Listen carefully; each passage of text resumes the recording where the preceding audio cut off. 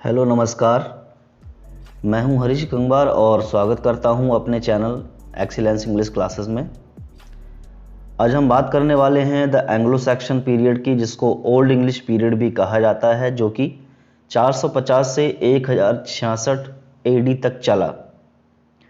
Anglo Saxon period का आपको timeline date पहले ही दी जा चुकी है, तो इस वीडियो में हम विस्तार से बात करेंगे कि आखिरकार इसका नाम एंग्लो सैक्सन क्यों पड़ा, ओल्ड इंग्लिश पीरियड का नाम एंग्लो सैक्सन कैसे पड़ा। ठीक है, तो चलिए आगे बढ़ते हैं। और आगे बढ़ने से पहले उन सभी लोगों से रिक्वेस्ट है कि जिन्होंने पहली बार चैनल को विजिट किया है या जिन्होंने अभी तक चैनल को सब्सक्राइब नहीं किया है, वो प्लीज़ चैनल को सब्सक्राइब करें, बेल आइकन को प्रेस कर लें, जिससे कि आपको आगे आने वाली सभी वीडियो की नोटिफिकेशंस मिलती रहेंगी और सबसे पहले आप उस वीडियो को देख पाएंगे। तो चलिए शुरू करते हैं। जैसा कि इसमें डिटेल्स मैंने आपके नोट्स बनाने के लिए भी दी हुई है।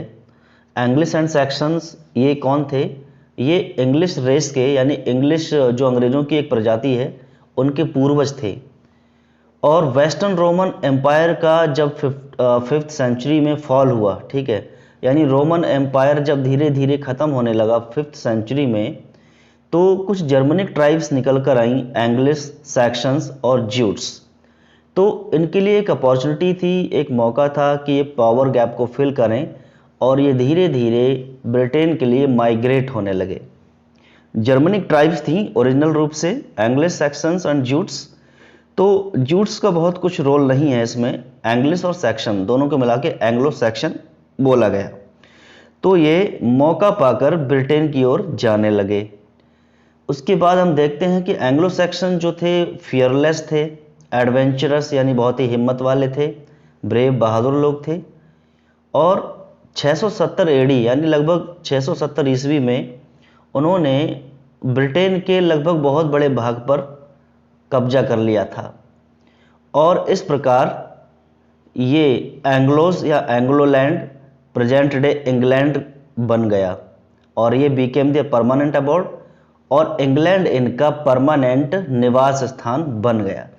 तो इस तरह आप धीरे धीरे देखते हैं कि जर्मन की जो ट्राइब्स थी, एंग्लो सैक्सन ज्यूट्स, इन्होंने मौका पाकर ब्रिटेन के एक भाग पर कब्जा किया और उनका जो निवास स्थान था एंग्लोलैंड और बाद में इंग्लैंड बन गया। ठीक, आगे देखते हैं।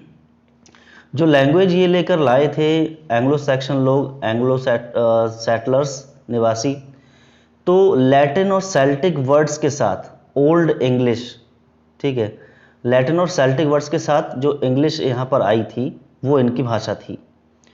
एंग्लो सैक्सन का जो लिटरेचर है वो इंग्लिश लिटरेचर का बिल्कुल शुरुआती फेज है, ठीक है, स्टार्टिंग थी बिल्कुल। और ये पीरियड में ऐसा लिटरेचर दिया गया है ओल्ड इंग्लिश में 5th सेंचुरी एडी का, और कब तक रहा? 1066 तक। ओल्ड इंग्लिश जो एंग्लो सैक्सन लोग बोला करते थे वो आज के इंग्लिश बोलने वाले को इनकम्प्रिहेंसिबल लगता है, यानी कि आज के जो इंग्लिश स्पीकर्स हैं वो ओल्ड इंग्लिश को या एंग्लो सैक्सन इंग्लिश को समझ नहीं पाते हैं अच्छे से। फिर भी बहुत सारे ऐसे वर्ड हैं जो आज भी इंग्लिश में मौजूद हैं जो बहुत अच्छे से हम लोग समझते हैं, जैसे डे, ईयर, किस, लव, आर्म एट्सेट्रा। ठीक है, तो ये इनकी इंग्लिश थी। क्योंकि कोई भी भाषा हो, धीरे धीरे उसका कुछ न कुछ वजूद बचा रह जाता है और धीरे धीरे वो चीज़ें ट्रांसफॉर्म हो जाती हैं। आगे देखते हैं एंग्लो सैक्सन पोइट्री का क्या रूप था, कैसे शुरू हुई। एंग्लो सैक्सन लोग सिंगिंग के बहुत शौकीन थे, बैटल्स यानी युद्ध, gods and their ancestral heroes, और अपने पूर्वज जो हीरो हुआ करते थे, नेता लोग।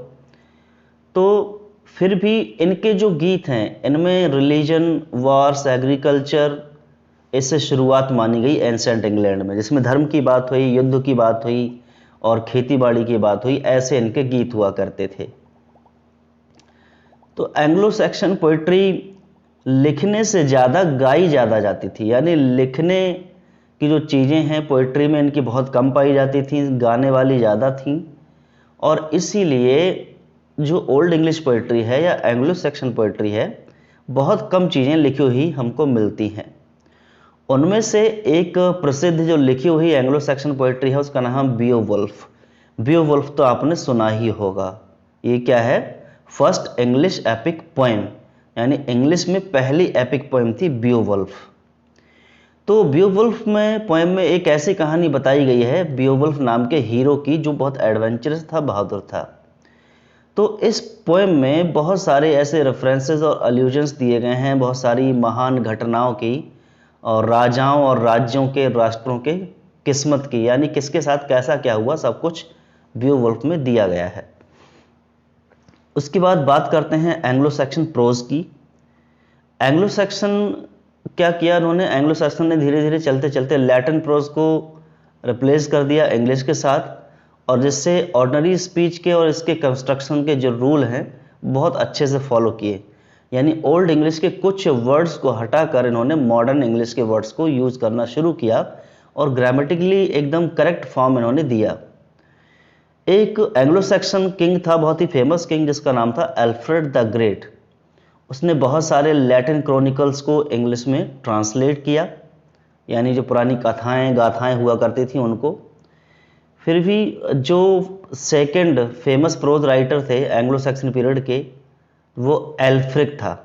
ठीक है, यानी कि अल्फ्रेड द ग्रेट ये तो एक महान लेखक था ही, लेकिन सेकंड अगर जिसको फेमस प्रोज राइटर माना जाएगा एंग्लो सैक्सन पीरियड का, उसका नाम था एल्फ्रिक। तो वो एक पुजारी था, उसकी बहुत सारी प्रसिद्ध लेखों में संतों और ग्रामर, होमलीज यानी धर्म गीत, धर्म उपदेशों की बात की गई थी। तो पोइट्री और प्रोज हमने दोनों की बात कर ली। वीडियो आपको अच्छी लग रही होगी। आई होप ये आपको बहुत ही नॉलेज बढ़ाने वाली वीडियो रहेगी। तो प्लीज़ लाइक करिए, शेयर कर दीजिए, अपने जितने भी स्टडी रिलेटेड ग्रुप्स हैं उनमें लिंक शेयर करिए, अपने स्टेटस पर लगाइए, जिससे मुझे बड़ी खुशी मिलेगी। देखते हैं कि एंग्लो सैक्सन का डिक्लाइन कैसे हुआ। एंग्लो सैक्सन जो पीरियड था नॉर्मन कॉन्क्वेस्ट तक 1066 तक फ्लोरिश होता रहा, यानी काफ़ी पनपता रहा। नॉर्मन कॉन्क्वेस्ट यानी नॉर्मंडी का जो राजा था, इसमें दिया गया है हैरोल्ड, जो सैक्सन का सबसे अंतिम राजा था। ठीक है, सैक्सन्स का अंतिम राजा हैरोल्ड। तो विलियम जो कि नॉर्मंडी का विजेता था, फ्रांस में नॉर्मंडी पाया जाता था, वहाँ का राजा था विलियम, उसके द्वारा उसको हरा दिया जाता है। और इस तरह एंग्लो सैक्सन पीरियड का एकदम खात्मा हो जाता है।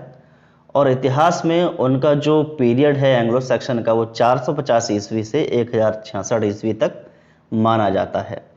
तो एक छोटी सी वीडियो में आपको बड़ी डिटेल दी जाती है। उसके बाद कुछ लास्ट बातें हम कर लेते हैं। इसमें कोई शक नहीं है कि एंग्लो सैक्सन्स का जो लाइफ थी, जो उनका जीवन था, वो करेज, स्प्लेंडर, सवेजरी एंड सेंटिमेंट, यानी साहस, शान, शौर्य, भावनाओं, इन सभी चीज़ों से भरा हुआ था। उनका लिटरेचर इन सभी ट्रेड्स में पाया जाता है। आप देख सकते हैं, क्या साहस की बात होगी, स्प्लेंडर, शान और शौकत की बात होगी, भावनाओं की बात होगी, सैवेजरी यानी कुछ अलग प्रकार के बीभत्स चीज़ों की बात होगी। तो उसमें जीवन के सभी जो मुख्य सिद्धांत होते हैं, एग्जाम्पल के लिए जैसे कि love of personal freedom, religion, appreciation for womanhood यानी स्त्री की प्रशंसा करना, और नेचर के प्रति रिस्पॉन्सिबल रहना, ये सारी चीज़ें, और स्ट्रगल फॉर ग्लोरी यानी अपने चमकने के लिए, अपनी आगे बढ़ने के लिए स्ट्रगल करना, ये सारी चीज़ें एंग्लो सैक्सन लिटरेचर में पाई जाती थी। So it was all about Anglo Saxon period. I hope आपको ये वीडियो बहुत ही अच्छी लगी होगी। कैसे एंग्लो सैक्सन पीरियड का इसका नाम पड़ा, एंग्लो सैक्सन्स कैसे इंग्लैंड में आए, जिसने एक नई इंग्लिश की शुरुआत की। फिलहाल वो ओल्ड इंग्लिश थी, कहने का मतलब जो भाषा थी वो शुरुआती भाषा इंग्लिश वही थी। तो चलिए आज के लिए इतना ही, और प्लीज़ वीडियो को लाइक करिए, शेयर करिए, subscribe the channel. Thanks for watching.